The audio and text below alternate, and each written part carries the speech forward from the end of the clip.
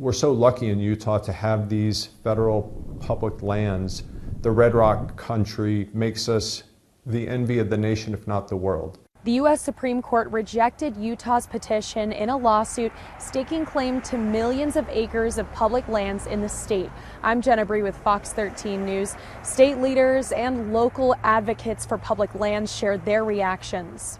It's really the birthright of all Americans to be able to enjoy these federal lands, and what the governor and these other elected officials are trying to accomplish is just on behalf of a handful of small donors and developers. Over the summer, Utah filed a lawsuit with the U.S. Supreme Court seeking control of 18.5 million acres of land overseen by the Bureau of Land Management that covers roughly 34% of the entire state.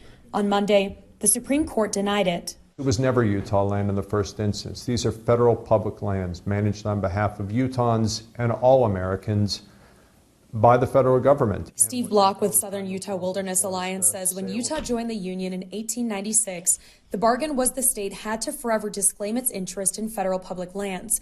In a joint statement, Governor Spencer Cox, House Speaker Mike Schultz, Senate President J. Stewart Adams, and Attorney General Derek Brown said, quote, "We are disappointed in the Supreme Court's decision not to take up this case. The court's order does not say anything about the merits of Utah's important constitutional arguments or prevent Utah from filing its suit in federal district court. Utah remains able and willing to challenge any BLM land management decisions that harm Utah. We are also heartened to know the incoming administration shares our commitments to the principle of multiple use for these federal lands. We will continue to fight to keep public lands in public hands because it is our stewardship, heritage, and home." In Salt Lake City, Jenna Bree, Fox 13 News, Utah.